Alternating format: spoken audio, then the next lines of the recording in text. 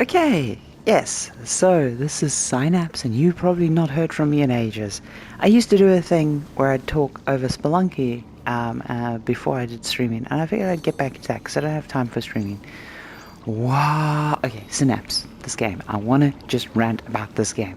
First of all, you see that motherfucker the first time in a house, because the first time you drop in, you're not in this crazy, weird, very art-directed environment. You're in a neutral, familiar, you know, normal color environment, and that's for a good reason, because you don't want to freak the player out.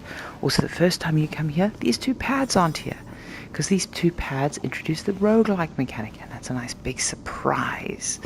So this game does a lot to ease you in. I'm going to talk about these two pads later after I die, because I'm only going to just do one run, because I've got to go, because me and my wife are selling comics at Comic-Con today. So, there's this lovely eye tracking based telepathy, which is really gorgeous, and I want to talk a bunch about. But then there's also just regular gunplay. And these portals. Oh, I love how these portals reveal. I love that they're blink through. I love that there's a bit of distortion and everything. Gonna say, don't love that there's that second of blackness. I understand technically why that's probably occurred. Now, when you start the game, you cannot grab grab enemies like that, because that's a later ability. Because this game does a very good job with its roguelike mechanics of not drowning you with too much stuff at the start. You do get the explode barrels thing on your first run, so that's fun. Okay, I'm not playing at peak because I'm talking and I'm trying to explain all the gorgeous things in this game that are so lovely. So let's start off with the color direction, this art direction that they've gone with. This was one of the things that made me really want to talk about the game, because I've done first of all, disclosure, I do not know anyone who worked on this team. I may have met them, but I don't know anyone too closely. I do know some people who work at InDream, so some very good friends. They did not work on this title, though. I congratulated them on the launch, and they're like, oh, actually, we're on a different project. And I was like, oh, okay, cool, whatever. Yeah. Okay, I'm going to show you a thing. First of all, I love that reload mechanic. I love the magazine pop-up. I want to do a weird thing to show you that it can be done. Right, okay, cool. That magazine pop-up is glorious. And this grab at freedom movement mechanic is lovely. There's an elevator there that you can grab. But they've gone with this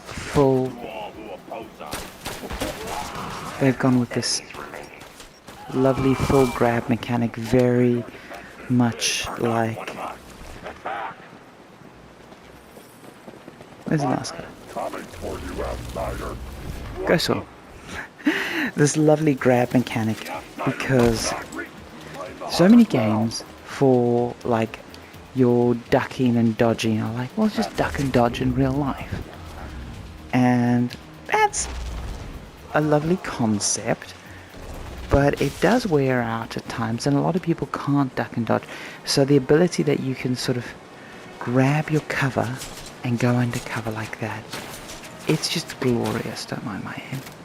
And then you can do things like that, where you reload your gun one-handed on the terrain. See, my aim's not great. But you can also do it on your hand like that. So, all good. Oop. So we were talking about the art direction. Art direction, I love this so much. Okay, so as I say, this is the thing that got me wanting to talk about this game.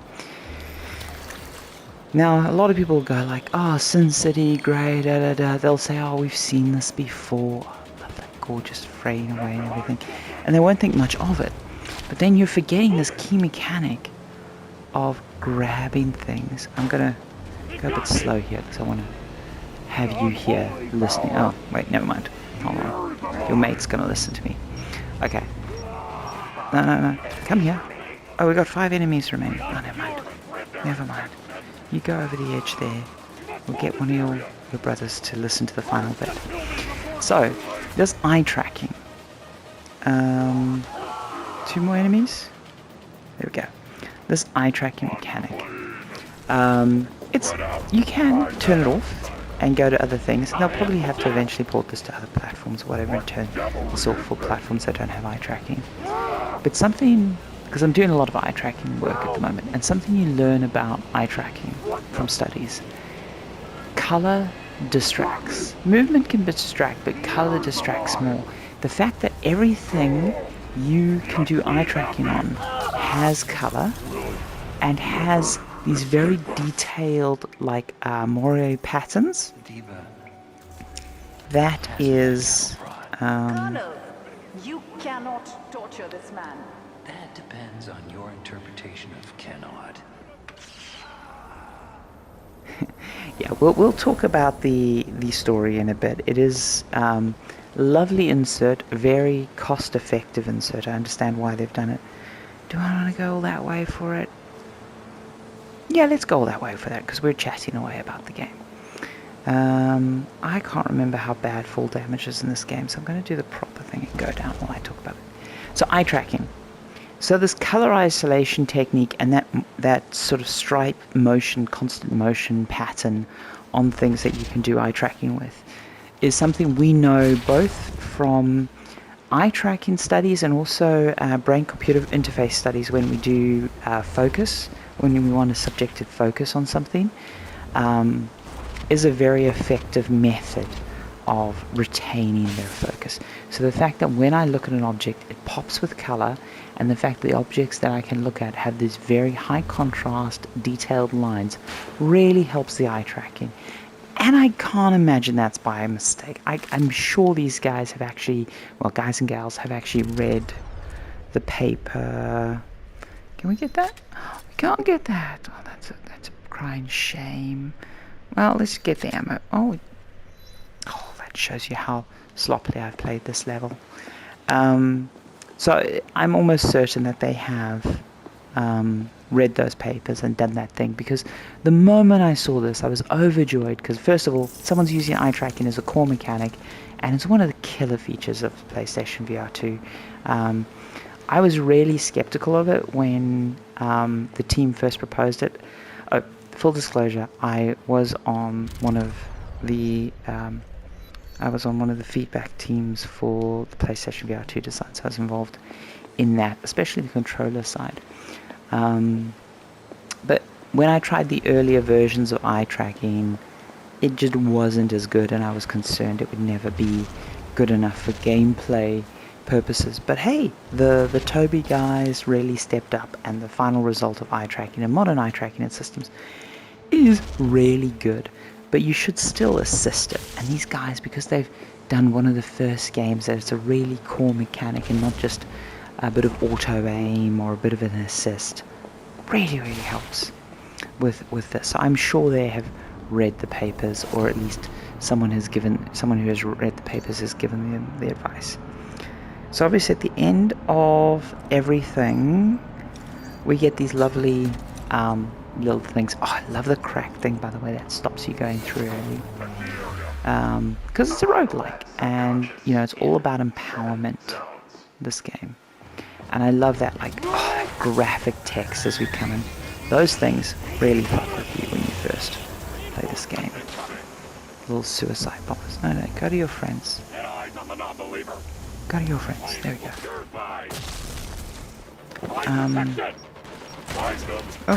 Who dropped a grenade? Oh, I ran back into it. I am distracted because I'm trying to talk, but it's all chill. I will get the SMG, thank you very much. Also, just the fact that time stops and it's got that fade and isolation effect as you go to the shrines, that's so smart. It gives you time to think about your decision, but it also isolates the UI and the visuals, because text readability is always critical.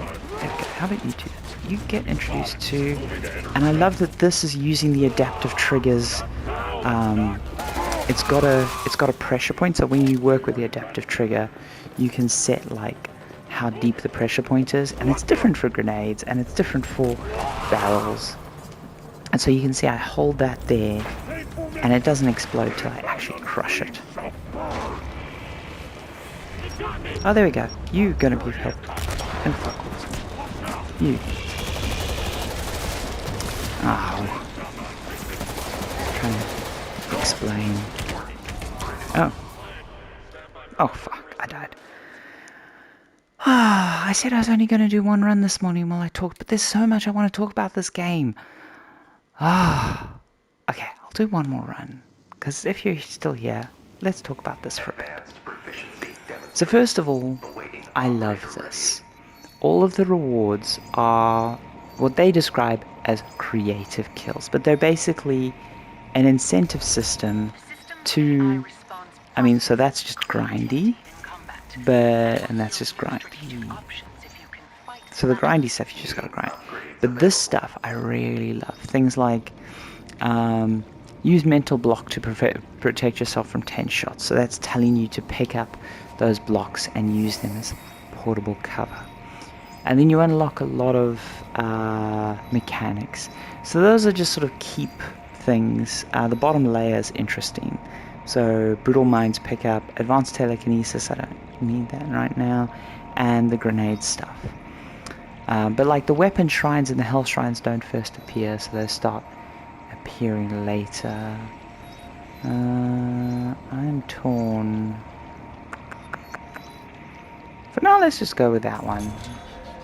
Also, I love that interaction. The color, the pull. Oh. The technical artist who implemented that was loving their job, and I love it so much. I love it so much. I'm a real fan of what they've done there. So anyway, let's go back. Oh, these portals. Okay. That fade away. So lovely. Okay, let's talk about, I was talking about text and shrines. So you see the text is quite readable there. It's going to be very hard to pick up on the video. The moment the text is under the ground, there's a depth mismatch. The text is rendering even though it shouldn't render because it's behind an object. And that causes some discomfort to the user. So that's also another reason why having the shrine sort of fade away. Because as you notice, by the way, we didn't even mention this, because it's a roguelike, this is all procedurally generated geometry. Bloody lovely, right? But now the problem with procedural generated geometry is sometimes it's not as careful in its layout. Let me come back here. Oh, sorry. Sometimes it's not as careful in its layout. Health Shrine, we don't need that right now. And for that we have this beauty that you saw me use. One of the best implementations I've seen. One of the best implementations I've seen of a mini-map. Oh yes, your early introduction to Kinesis is that, by the way. Just grabbing a block. Ooh, look at these things. Here.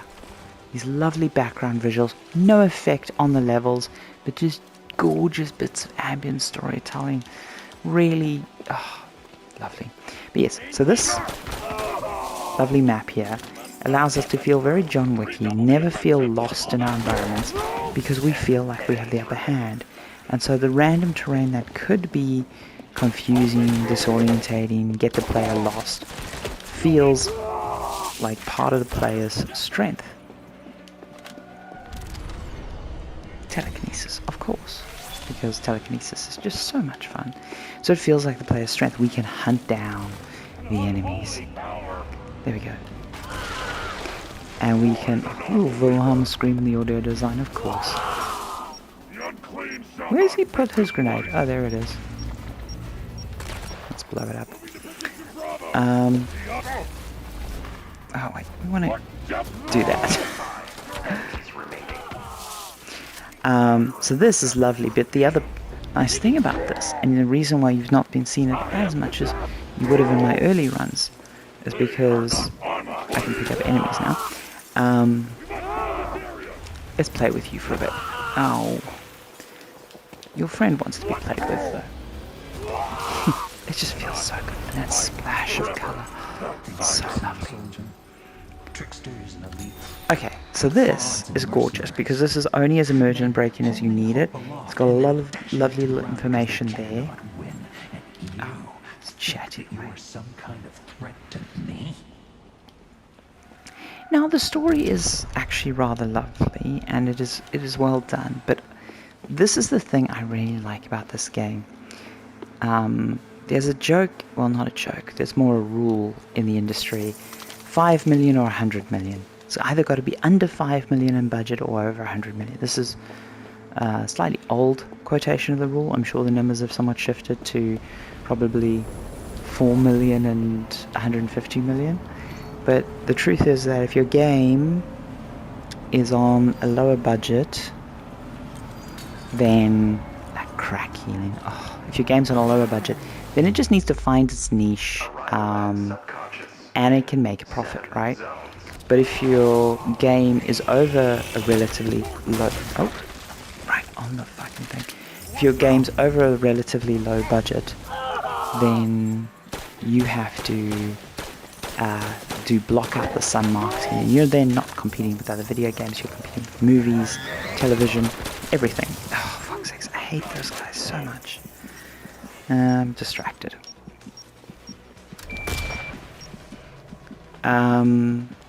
So anyway, these guys, even though they're a PSVR exclusive and got some funding from Sony, I guarantee you, if this budget is north of $1 million, I'd be shocked. This is a small team on a small budget, and they have used every dime really smart. So for the storytelling, yes, the storytelling is delivered in little bits of VO snippet mostly, other than the opening like scene and fell in a hole, and some little bits. And is it the most engaging? Honestly, no. But it's a lovely little bit of ambient storytelling. The story's not... I'm sure there's some wonderful key moments I haven't hit, but the story's not what you're playing for. The story's a good, decent story. Diving into a person's mind to retrieve a thing, yada yada yada. But... and the writing so far, it's good. But again, it's going to be very hard to engage with just a bit of audio here and there without getting in the way of the gameplay. And so they've made a smart decision on that. You know, they could have made a bad decision on that, and they didn't. They were just like, do you know what? Oh yeah, there's a health. We need health. There we go. Thank you. So that was... I really like that decision. Oh, thank you. Thank you. There we go. There we go.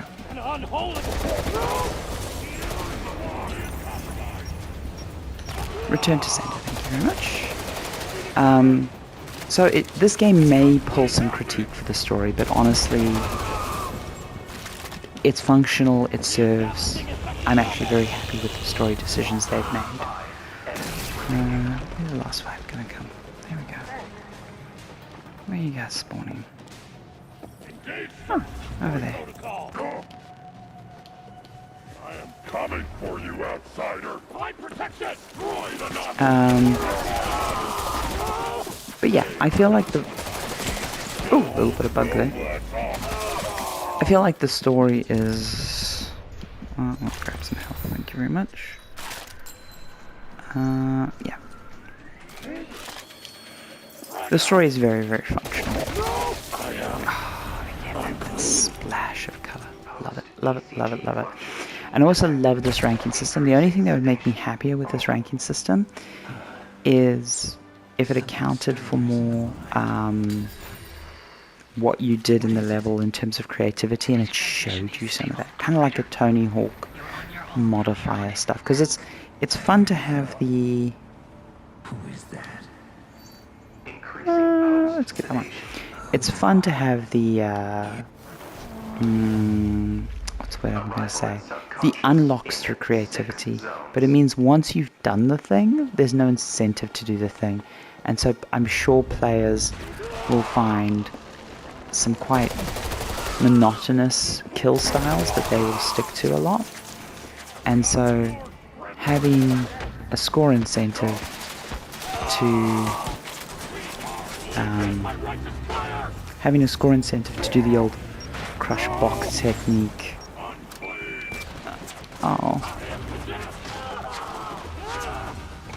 Just honestly, it feels so good. One of the best. Oh, mechanics. So this mini-map I was gorging over earlier, right? It takes away any of the negative aspects that could have come from random generation and the fact that the enemies spawn everywhere. Like, the fact that the enemies spawn and can even teleport, which would be extremely frustrating to a player in most games, is taken away by this mini-map. And it's just like one of their abilities to compensate for you being hyper-aware of your surroundings, right? But then that also means that the combat AI can cheat a little bit and can teleport around and can make interactions a bit more interesting that otherwise would have suffered. Like when enemies get stuck in pathing and things, they can use their teleport like that. They can only do that because of the design decision that they made, and also notice that when they do that path, there's a very big voluminous V effect they've put there to really sell. Oh, there's an enemy here that's moving about, so you don't miss the enemy movement if you're looking in that direction. Let us. Oh, fuck's sake! I was gonna try to beat you with a barrel. Oh, you can't swim. Good. Oh, upgrade. We got more than enough ammo. I don't like the explosive ball because I sometimes quite like to bring them. Get away from me, they retreat. Show no quarter. Watch out. You play on my side now, right? Oh no, I thought I had hypnosis. Never mind.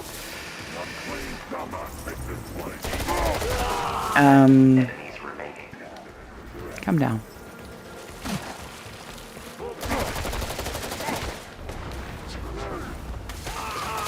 There we go.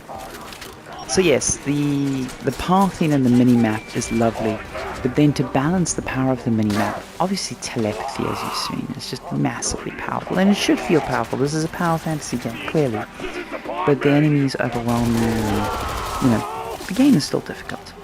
But you can't use this at the same time as you use your telepathic powers, and so that means if you are doing telepathy all over the place, you are effectively blind to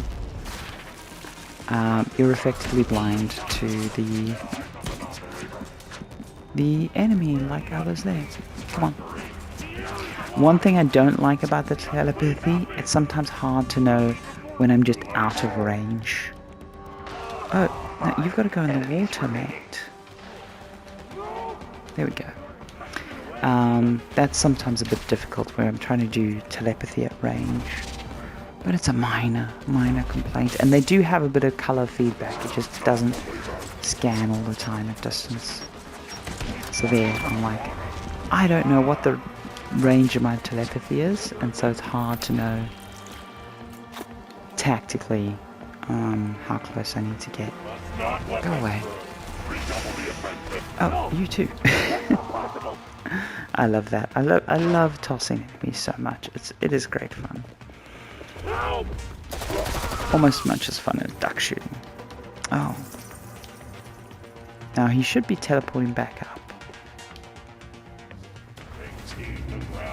Come here. That just feels cool. But not the war. That whole... Oh, just gorge. Absolutely gorge. Also, I haven't even mentioned this. Sometimes... Torture this man.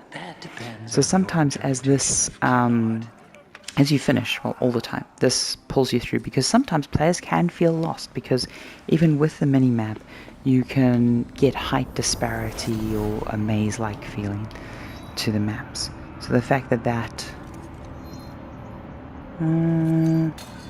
helps you get through to the exit is just so bloody handy. The reflections, small thing, but I love it. And I know they're using Unreal, which means they're probably not actually getting the full bang for buck savings that having a grayscale world like this could give them if they had their own engine. Again, it's cost savings. You know, on the budget they're on, doing your own engine, not really practical. Oh no, did that guy not die? Oh, wait, you didn't die either. Good. There we go. I hope there was at least one optimization somewhere they squeezed out of the black and white.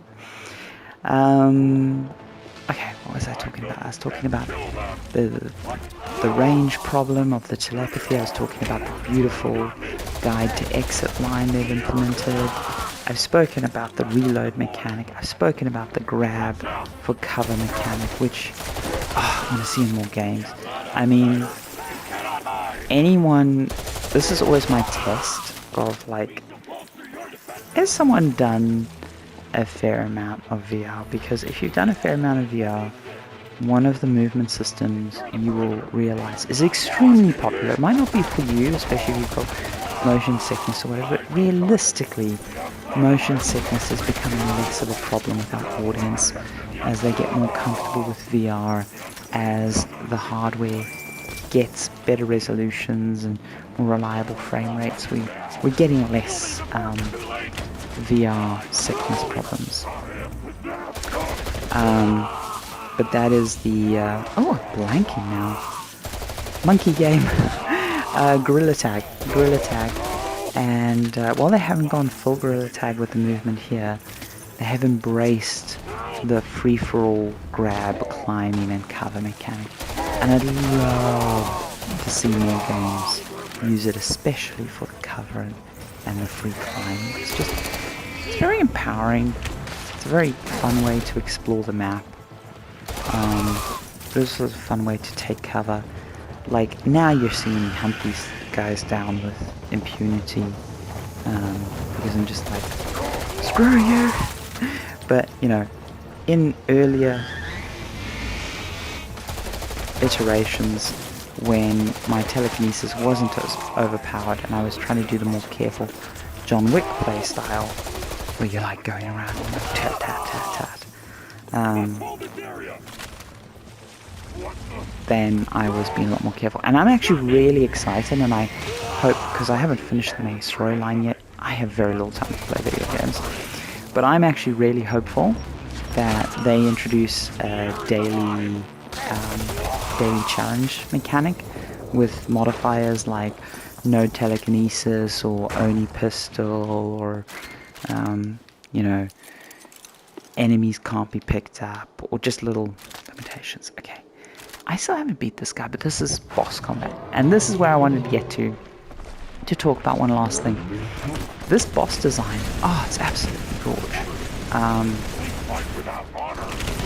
Because you've got to do the telekinesis pull off of his yank. There we go. Pads.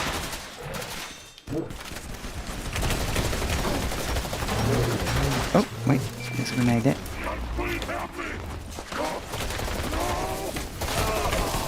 Oh, shoot. I'm gonna die any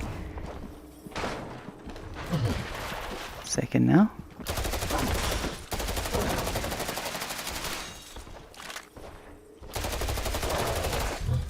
Oh, he's throwing. Oh, I also love this trick where you lock an enemy's gun with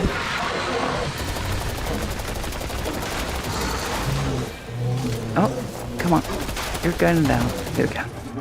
Block an enemy's gun with the cube. It's just absolutely. Oop. Go away, cube. Suppose you think you're hot shit, huh? That's lovely. But yeah, the boss design is so good. Catastrophic biological attack. You're being played. Played, kid. Memory synchronization complete. Upload. Uploading. Congratulations, operator. You've penetrated a formative memory. Location of the biological attack. Ba-da-ba-ba. Yeah, so I really want a daily challenge mode for this. I will Spelunky the fuck out of it. Agent Sorensen. It'll be so good. I should have known you were behind this treasonous insect running amok through my mind. I found you again, Conrad.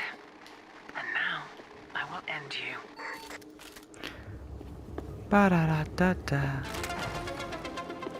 There we go. Coming through.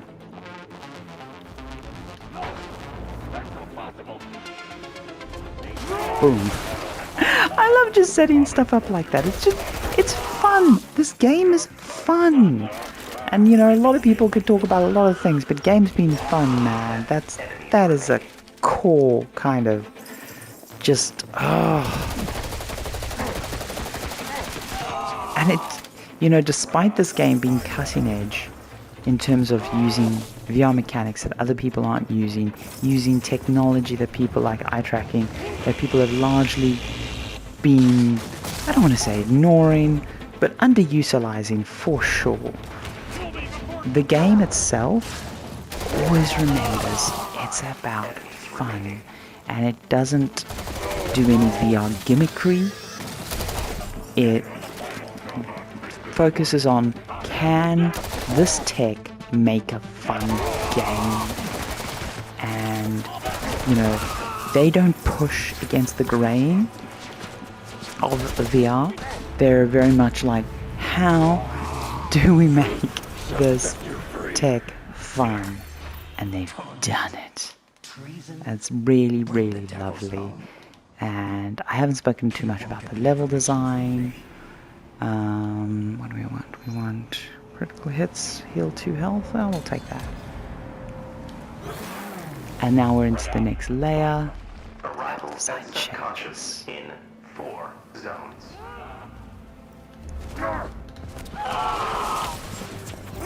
So yes, you'll probably see me not talking about Synapse, but playing Synapse while talking about stuff more, because I want to do this more, because I miss this little format where I try, right, especially if they bring a daily challenge like Spelunky had, where I can revisit the game with fresh eyes and only get one run or one chance at the thing a day. Because I know a lot of people with daily challenge, they're like, oh, we're going to give you multiple goes at the thing. It's like, no, the whole point's only to have one go. And that had a few different effects. One of the effects was it mattered, the one that you did. But the other effect, it actually caused a lot of early streaming of Spelunky, because and videos of Spelunky, because what would happen is the more serious people would run later in the day after other people had done the daily seed, and they would basically do reconnaissance on other people's media and content. And that sounds like it's cheating and a bad thing, but it really isn't, because anyone could have done that. But the other thing is it encouraged people to watch people play and share information and techniques. Those guys never stop getting me. They do have a big audio visual screen that I'm missing out on because I'm talking so much. Where are you? Oh, there you are.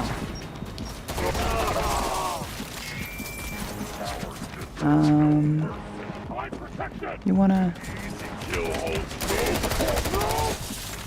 get shotgunned? I'm gonna die soon, I can just tell. But that's fine. Ooh, ooh, ooh, ooh. Come on. Now, here I should be using the cover. As I say, I get too powerful and I forget to use cover. But also I feel like my aim sucks in this game, because this game I don't think has any auto-aim, which I am actually a big fan of. It encourages me to use the other stuff, and it encourages me to get my aim better. Oh. That guy's going to be running up somewhere.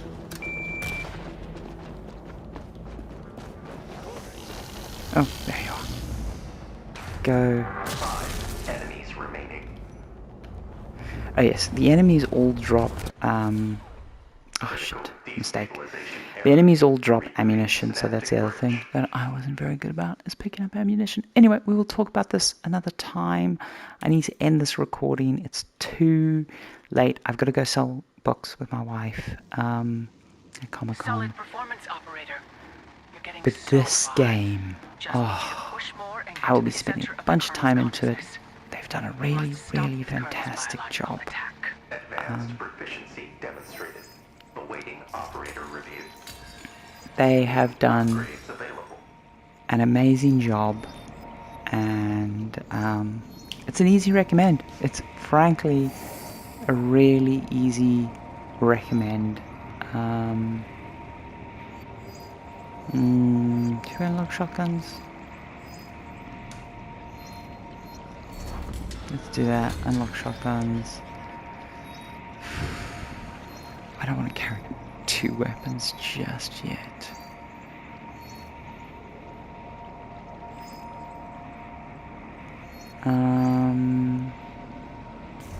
Let's increase ammo. And we'll call it there. Right! Before we go in again, goodbye everyone. And pop in questions and I'll answer them, because I want to talk more about this game and more about game design and VR stuff generally. But for now, I'm going to stop the recording and say toodaloo.